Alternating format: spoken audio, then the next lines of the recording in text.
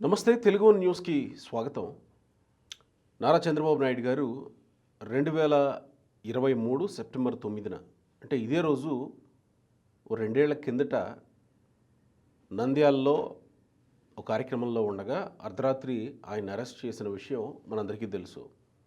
ఈరోజు సెప్టెంబర్ 9 కాబట్టి ఒకసారి ఆ విషయాన్ని తలచుకోవటం, గుర్తు చేసుకోవటం కాదు కానీ చర్చించుకోవాల్సిన ఆవశ్యకత ఏర్పడింది. ఈ మధ్యకాలంలో జగన్మోహన్ రెడ్డిని చూసినా, కేటీఆర్ని చూసినా ప్రతిపక్షాలుగా మిగిలిపోయిన, సరే ప్రతిపక్ష హోదా లేదు కానీ అనివార్యంగా ప్రతిపక్షంగా భావించాల్సిన పరిస్థితుల్లో, ఎందుకంటే మిగిలిన ఆల్టర్నేటివ్ ఆంధ్రప్రదేశ్లో వాళ్లే కాబట్టి ఇక్కడ ప్రతిపక్ష పార్టీగా బీఆర్ఎస్ పార్టీ ఉంది కాబట్టి వీళ్ళిద్దరూ మాట్లాడుతూ వచ్చిన మాటలేంటి, జైలుకి వెళితే ఏమవుతుంది అంటే జైలుకి వెళ్ళాల్సిన లాంటి పరిస్థితుల్లోకి వాళ్ళు వెళ్ళిపోయినప్పుడు ఇక్కడ కేటీఆర్ ఒకవైపు కాళేశ్వరం కేసీఆర్ మీద విచారణ జరుగుతూ ఉంది, అప్పటి ప్రభుత్వ అధినేతలు మంత్రుల మీద విచారణ జరుగుతూ ఉంది. కాళేశ్వరం విషయంలో, ఫోన్ ట్యాపింగ్ విషయంలో, ఫార్ములా రేస్ విషయంలో, ఈ వ్యవహారాలలో అరెస్ట్ అవుతారేమో అని చర్చ జరుగుతున్నప్పుడు కేటీఆర్ మాట్లాడిందంటే జైలుకి వెళ్తే ఏమవుతుంది, ఫిట్గా అవుతాను, పాదయాత్ర చేస్తాను, తర్వాత ముఖ్యమంత్రి అవుతాను అనేది ఆయన భావన. అటు జగన్మోహన్ రెడ్డి కూడా ఏమవుతుందబ్బా జైలుకి వెళ్ళొస్తే, లేకపోతే కేసులు పెడితే ఏమవుతుంది, ఇంకా స్ట్రాంగ్గా తయారవుతాం అనేది ఆయన భావన. చంద్రబాబు నాయుడు గారు అరెస్ట్ అయ్యి ముఖ్యమంత్రి అయిన తీరు మనం చూసాం. ఇప్పుడు జగన్మోహన్ రెడ్డి, కేసీఆర్, కేటీఆర్, కవిత వీళ్ళు జైలుకి కవిత వెళ్ళొచ్చిన తీరు చూసాం. వెళతారేమో అనుకుని చర్చ జరుగుతున్న కేసులు, అటు లిక్కర్ మాఫియా, అటు లిక్కర్ కేసు, ఇటు కాళేశ్వరం, నేను చెప్పిన ఈ 3 కేసుల వ్యవహారాలలో జైలుకి సమీప భవిష్యత్తులో వెళ్ళొచ్చేమో అనే అవకాశాలు, అనే చర్చలు ఉన్న నేపథ్యంలో చంద్రబాబు నాయుడు గారు అరెస్ట్ అయిన తీరు, ఆయన సీఎం అయిన తీరు ఇప్పుడు వీళ్ళకు కూడా అప్లికబుల్ అవుతుందా? అంటే జైలుకు వెళ్ళొస్తే ముఖ్యమంత్రులు అవుతారా? మరి కేజ్రీవాల్ ఎందుకు కాలేదు? మన కళ్ళ ముందే మొన్న ఈ మధ్యనే కనబడుతున్నటువంటి చక్కటి ఉదాహరణ కదా. మరి ఎందుకు కాలేదు? మరి వీళ్ళ కాన్ఫిడెన్స్ ఏంటి? అసలు ఇప్పుడు ఆంధ్రాలో, తెలంగాణలో ఉన్నటువంటి ప్రభుత్వాలు జైలుకి పంపించే సాహసం చేస్తాయా? అంటే ఎంత లేదన్నా రాజకీయం గురించే మాట్లాడతాం కాబట్టి, చట్టాలు తమ పని తాము చేసుకుపోతాయని అంటాం కానీ రాజకీయాల గురించే మాట్లాడతాం కదా. మరి ఆ ప్రభుత్వాలు చేస్తాయా? ఒకవేళ జైలుకి వెళితే మళ్ళీ వీళ్ళకి ప్రజలు అవకాశం ఇస్తారని అనుకుంటే, ఇప్పుడున్నటువంటి ప్రతిపక్షాలుగా ఉన్న జగన్మోహన్ రెడ్డి, ఇటు కేసీఆర్ జైలుకి వెళితే మళ్ళీ ముఖ్యమంత్రిగా ప్రజలు ఆదరిస్తారా? చంద్రబాబు నాయుడు గారు లాంటి పరిస్థితులే వీళ్ళకు కూడా వస్తాయా? డివి శ్రీనివాస్ గారు సీనియర్ జర్నలిస్ట్, అనలిస్ట్ ఉన్నారు మనతో. నమస్కారం శ్రీనివాస్ గారు. నమస్తే. ఇది నా ప్రశ్న. అంటే 4 స్తంభాలు రాజకీయ పార్టీలు, అవినీతి కుంభకోణాలు, జైలు, జనం. రాజకీయ పార్టీలు అవినీతికి పాల్పడి మరి జైళ్ళకి వెళ్ళినటువంటి పరిస్థితుల్లో నాయకులు, జనం యొక్క ఆదరణ అలాగ ఉంటుందా, ఉండదా? ఇప్పుడు ఒకటి, తప్పుడు కేసుల్లో పెట్టి కక్ష సాధింపుతో జైలుకి పంపితే జనం అండగుంటారు.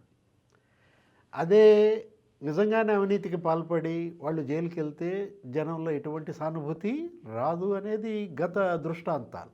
ఇది సింపుల్గా ఒక మాటలో మనం చెప్పుకోవాలంటే, కానీ చంద్రబాబు నాయుడు గారి విషయంలో కేవలం తప్పుడు కేసులో జైలుకు తీసుకెళ్లారు అనేది మాత్రమే చర్చ జరగలేదు కదా. చాలా అంశాలు చర్చకు వచ్చినాయి.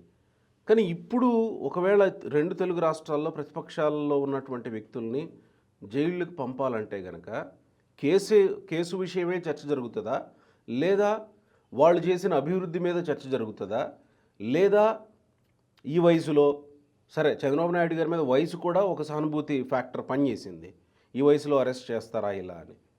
సో వీళ్ళ మీద కూడా అలాంటి ఫ్యాక్టర్స్ ఏమైనా పనిచేస్తాయా? అంటే చంద్రబాబుది ఎక్సెప్షన్ కేసు. చంద్రబాబు నాయుడు ఏంటి, టాలెస్ట్ పొలిటీషియన్గా ఆయన 47 ఏళ్ల రాజకీయం.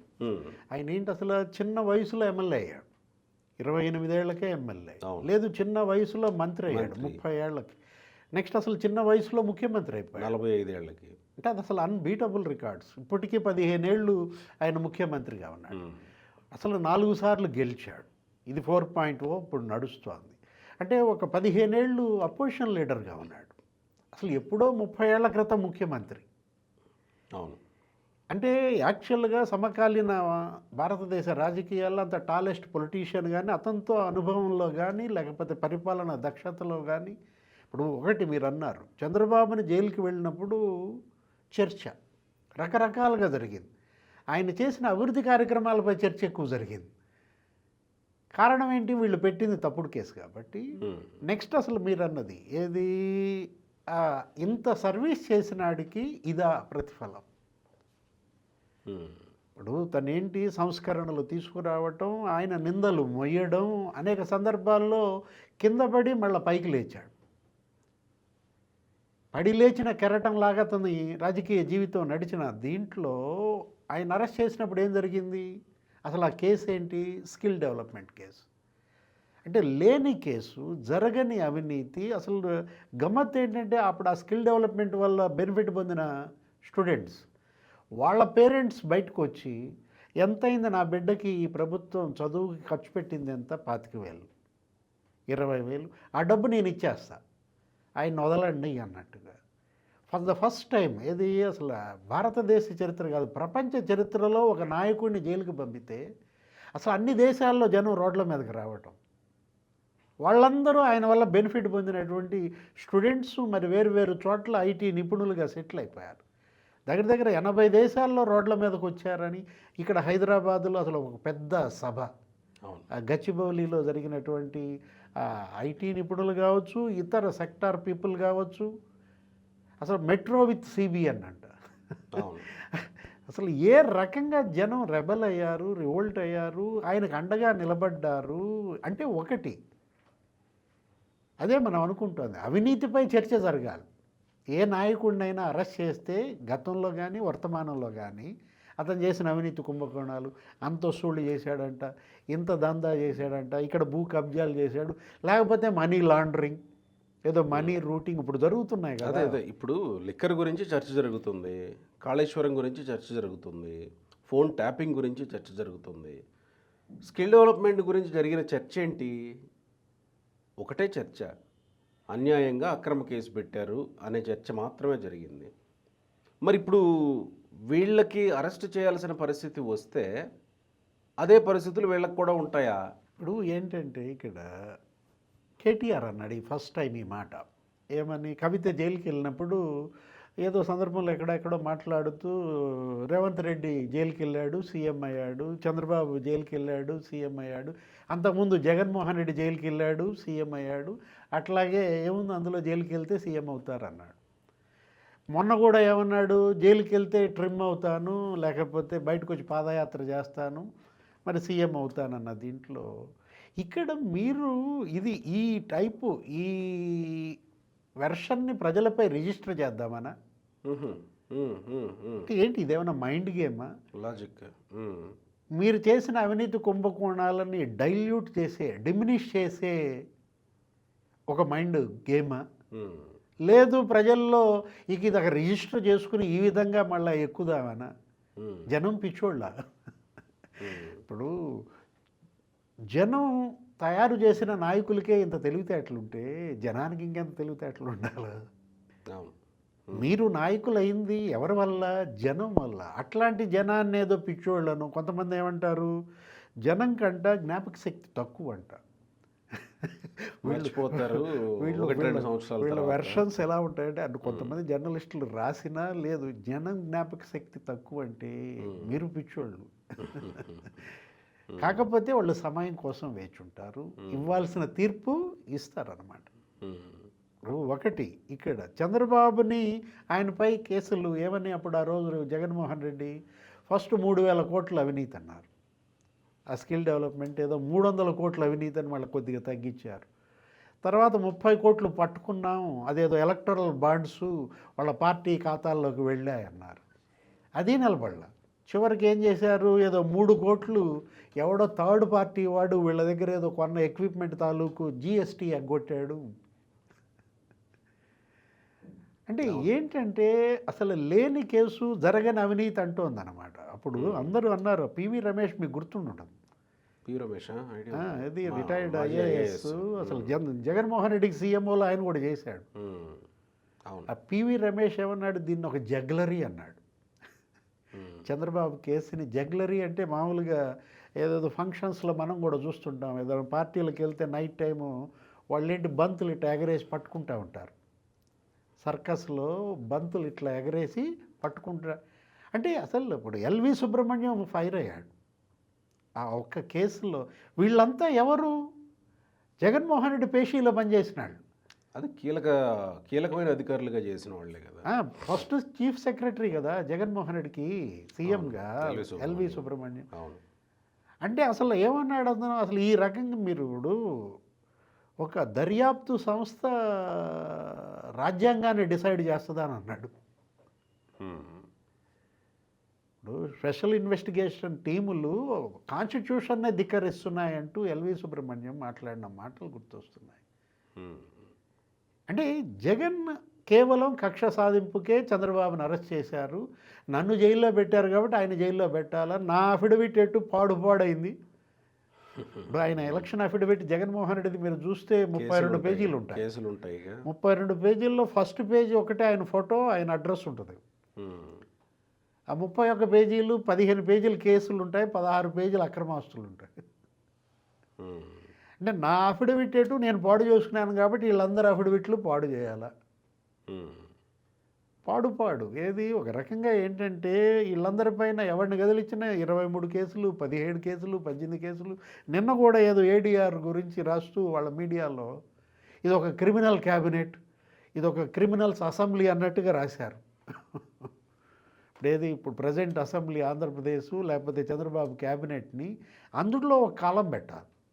నాకు ఆ టేబుల్ చూస్తే నాకేమనిపించిందంటే జగన్ సీఎం కాకముందు వాళ్ళ మీద ఎన్ని కేసులు ఉన్నాయి, ఓకే, జగన్ సీఎం అయినాక ఎన్ని కేసులు ఉన్నాయి అనేది 2 కాలమ్స్ కనుక పెడితే తెలిసిపోతుంది.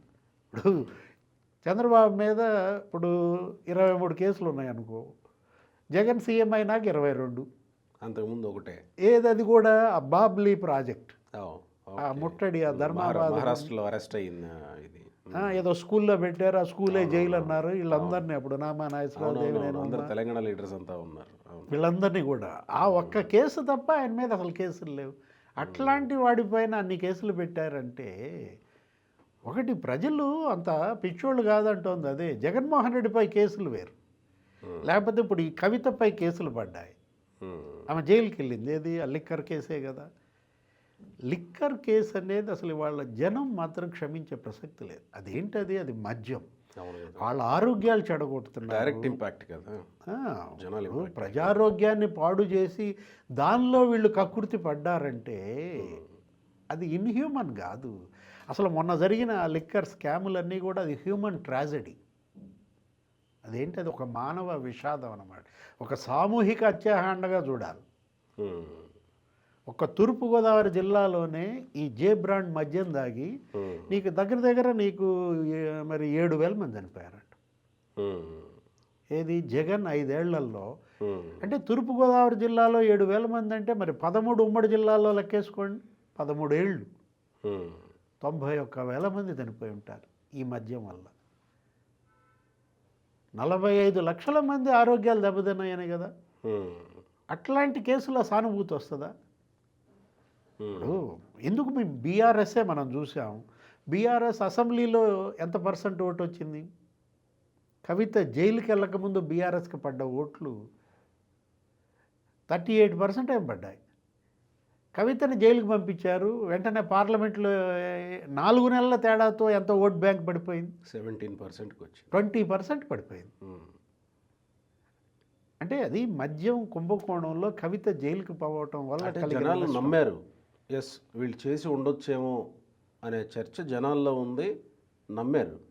అటు వైసీపీనైనా ఇటు బీఆర్ఎస్నైనా. అంటే జనం అబద్ధమైతే నమ్మరు, నిజమైతేనే నమ్ముతారు. అంటే డైరెక్ట్ ఇంపాక్ట్ చేసింది కదా జనాల్ని. ఇప్పుడు మద్యం మీరు అన్నట్టు ఇంతమంది ఆరోగ్యాలను దెబ్బతీసింది, చనిపోయిన వాళ్ళు ఉన్నారు, ఆ కుటుంబాలు ఉన్నాయి. కాకపోతే ఇది దీని వలన చనిపోయారని రిపోర్టు వచ్చి ఉండకపోవచ్చు గాక, దీని వలన జరిగింది అని వాళ్ళు హాస్పిటల్ నుంచి రిపోర్ట్ తెచ్చుకుని ఉండకపోవచ్చు గాక, మావాడు తాగేవాడండి, బహుశా ఇదే అయ్యి ఉండొచ్చేమో అనే ఒక అనుమానం ఉంటుంది కదా వాళ్ళలో. ఇంకా రిపోర్టులతో పనే ఉంది. నా ఇంట్లోనే ఉంది ఒక కేసు. ఎగ్జాక్ట్లీ. ప్రతి ఇంట్లో ఇవాళ బాధితుడున్నాడు. ప్రతి ఇంట్లో కూడా ఇవాళ ఆరోగ్యం చెడిపోయిన వాళ్ళు ఉన్న నేపథ్యంలో ఆ కసి, ఆ కక్ష కనపడుతుంది. మీరు ఇంట్రోలో కూడా చెప్పారు కేజ్రీవాల్ పరిస్థితి ఏంటి. Correct. Correct. Aam Aadmi party 10 ఏళ్ళు మరి ఢిల్లీని వెళ్ళింది.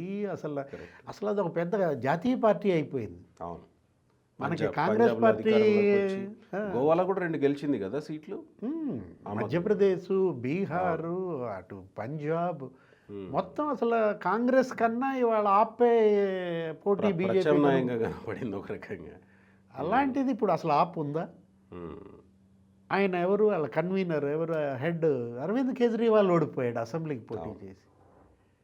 మొత్తం వాళ్ళ మినిస్టర్స్ అంతా ఓడిపోయిన పరిస్థితుల్లో సిసోడియా, సత్యేంద్ర జైన్. అంటే ఇక్కడ మద్యం కుంభకోణంలో చిక్కుకుంటే అసలు ఆ రాజకీయ పార్టీల భవిష్యత్ కళ్ళ ముందు కనపడుతుంది. అటు బీఆర్ఎస్ అయినా, ఇటు ఆప్ అయినా, ఇటు వైఎస్ఆర్ కాంగ్రెస్ పార్టీ అయినా. ఇప్పుడు అక్కడ ఏపీ లిక్కర్ స్కామ్లో మరి 12 మంది ఏమో అరెస్ట్ అయ్యారు ఇప్పటివరకు. అక్కడ లోక్సభ సభ్యుడు మిథున్ రెడ్డి అరెస్ట్ అయ్యాడు. మాజీ ఎమ్మెల్యే చెవిరెడ్డి భాస్కర్ రెడ్డి అరెస్ట్ అయ్యాడు. జగన్మోహన్ రెడ్డి అరెస్ట్ తప్పదంటున్న దీంట్లో. అంటే నా మీద కేసులు ఉన్నాయి, నేను ముఖ్యమంత్రి అయ్యా, మరి మీ మీద కేసులు ఉంటే ఏమొద్దప్ప అని అన్నాడంటే ఇదేంటి? కేవలం మొరాలిటీ బిల్డప్కి ఉపయోగపడతాయి. కార్యకర్తల్లో కొద్దిగా ధైర్యం నూరిపోయటము, నాయకుల్లో వలసలకు అడ్డుకట్ట వేయటం కోసం ఏదో దోహదపడి. ఇక్కడ ఇంకొకటి చివరిగా మనం చర్చించాల్సింది, ఇప్పుడు చంద్రబాబు నాయుడు గారిని అరెస్ట్ చేస్తే ఏ విధంగా పార్టీ క్యాడర్ ఓన్ చేసుకొని పార్టీని మళ్ళీ అధికారంలోకి తీసుకొచ్చి ఈ స్థాయిలో 164 సీట్లు కూటమి, సొంతంగా 135 సీట్లు తెలుగుదేశం పార్టీ, ఈ స్థాయిలో అధికారం కట్టబెట్టారు కదా. ఒకవేళ నిజంగానే జగన్మోహన్ రెడ్డి గారు, ఇటు కేటీఆర్ లేకపోతే కేసీఆర్ గారు జైలుకు వెళ్ళాల్సి వస్తే ఆ పార్టీల పరిస్థితి ఏంటి సార్? అంటే ఇక్కడ పార్టీ, ఫ్యామిలీ ఇవి సెకండరీ. అసలు ప్రైమరీ జనం, అసలు ప్రైమరీ బెనిఫిషియరీస్. చంద్రబాబు పరిపాలన వల్ల, అతను తెచ్చిన సంస్కరణల వల్ల లబ్ధి పొందినటువంటి జనం అతనికి అండగా నిలబడ్డారు. వాళ్ళు రెబల్ అయ్యారు. మరి ఇప్పుడు వీళ్ళ పరిస్థితి ఏంటి? ఇక్కడ అదేంటి? ఆ స్థాయిలో మీరు ప్రజలపై ముద్రుందా? మీ సర్వీసెస్ వల్ల లబ్ధి పొందిన వాళ్ళు ఉన్నారా? ఇప్పుడు బీఆర్ఎస్ వల్ల కావచ్చు, లేకపోతే ఆప్ వల్ల ఆ స్థాయిలో ప్రజలు రోడ్ల మీదకి వస్తారా? వీళ్ళ గురించి వస్తారా? ఇప్పుడు అంటే వాళ్ళు అరెస్ట్ అవ్వలేదు కదా, మీ కళ్ళ ముందే ఉంది కదా. ఆప్ కేజ్రీవాల్ని జైల్లో పెట్టారు. ఢిల్లీలో వచ్చారా? రాలేదుగా. ఎక్కడొచ్చారు? ఇప్పుడు ఇక్కడ కవిత, బీఆర్ఎస్ కవితను జైల్లో పెట్టారు. అసలు కవిత అంటే ఎవరు? ఆయన అసలు తెలంగాణ జాతిపిత అన్నారు. అంటే రేవంత్ రెడ్డి తిడితే తిట్టొచ్చు, అది వేరే విషయం. బ్రాందీ తాగేవాడు జాతిపిత ఏంటంటాడు. ఇప్పుడు నేనే తెలంగాణ తెచ్చాను, ఫాదర్ ఆఫ్ తెలంగాణ, ఈ టైప్లో బిల్డప్ ఇచ్చినటువంటి కల్వకుంట్ల ఆ కుటుంబం కేసీఆర్ ఇవాళ ఆయన కూతుర్ని జైల్లో పెడితే తెలంగాణలో కదలికి వచ్చిందా? కరెక్ట్. ఎక్కడన్నా రోడ్ల మీదకి వచ్చారు. కవిత కూడా అంటుంది, కేసీఆర్ మీద సిబిఐ విచారణకి ఇస్తే తెలంగాణ భగ్గు మనొద్దా అని అంటుంది. అంటే అనట్లేదని ఆమె చెబుతుంది. తెలంగాణ భగ్గు మనాలి కదా కేసీఆర్ మీద సిబిఐకి ఇస్తే, కానీ అనట్లేదేంటి? ఈ పార్టీ ఉంటే ఎంత పోతే ఎంత అని కవితనే అంటుంది. ఇక్కడ తెలంగాణ అంటే ఏంటి? తెలంగాణ కోసం బగ్గుమంటది అంతే తప్ప తెలంగాణ ఒక కుటుంబం కోసం బగ్గుమనదు, ఒక వ్యక్తి కోసం, ఒక పార్టీ కోసం బగ్గుమనదు. అంత తెలంగాణ సమాజాన్ని అండర్ ఎస్టిమేట్ చేస్తే ఎట్లా? ఇప్పుడు కేసీఆర్పై సిబిఐ కేసు లేకపోతే వేరే కేసు పెట్టినంత మాత్రాన వస్తారా? అసలు మీ పార్టీ వాళ్ళే రావట్లా. అంటే ఏంటి ఇక్కడ కనపడుతోంది? మీ స్వార్థం మీరు చూసుకున్నప్పుడు మరి నాయకులు, కార్యకర్తలు వాళ్ళ స్వార్థం వాళ్ళు చూసుకుంటున్న నేపథ్యంలో జనం పిచ్చోళ్ళ అంటుంది అదే అన్నమాట. మొత్తం నఖసిక పర్యంతం స్కాన్ చేస్తుంటారు. నిమిషం ప్రతిరోజు ఆ నాయకుడు ఏం చేస్తున్నాడు, ఆ ఎమ్మెల్యే ఏం చేస్తున్నాడు, ఆ ఎంపీ ఏం చేస్తున్నాడు. నన్నెవరు చూడలేదనుకుంటే పిల్లి కూడా అదేగా, పాలు తాగుతా నన్నెవరు చూడలేదు అనుకున్నట్టుగానే ఉంది. ఈ నాయకులు, ఈ పార్టీలు అవినీతి కుంభకోణాలకు పాల్పడుతూ మమ్మల్ని ఎవరు చూడటం లేదనుకుంటే? అంటే ఒకవేళ ఇప్పుడు అధికారంలో ఉన్న ఎమ్మెల్యేలు అలాంటి పరిస్థితుల్లోకి వెళ్ళినా జనం వదలరు వాళ్ళని. పొరపాటున. అంతే కదా. ఎందుకంటే ఇవాళ స్క్రీనింగ్, స్కానింగ్ ఉమ్. నిత్యం జరుగుతోంది, నిమిషం నిమిషం జరుగుతున్న నేపథ్యంలో వాళ్ళు తెలుగుదేశం ఎమ్మెల్యేలు అయినా సరే, అదే నేను అంటున్నా. జనసేన ఎమ్మెల్యేలు అయినా అదే సరే, అంటున్నా. బీజేపీ వాళ్ళైనా సరే, వైఎస్ఆర్సీపీ, బీఆర్ఎస్ పార్టీ అనేది అప్రస్తుతం. ఉమ్. నిరంతరం జనంలో ఉండాలి, జనం కోసమే పని చేయాలి. రైట్. అప్పుడే జనం మీకు అండగా ఉంటారు. రైట్. అట్లా చేశాడు ఎవరు? చంద్రబాబు.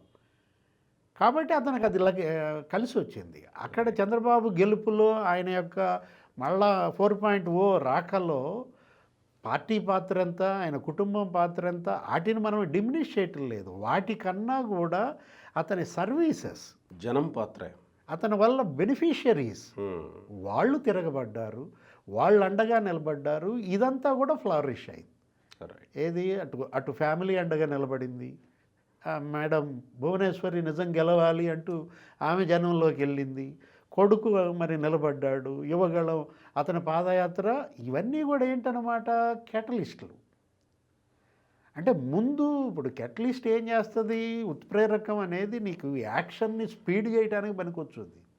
అసలు యాక్షన్ ఉండాలిగా, ఆ యాక్షన్ పుట్టించేదే జనం అన్నమాట. రైట్. Thank you. నమస్తే.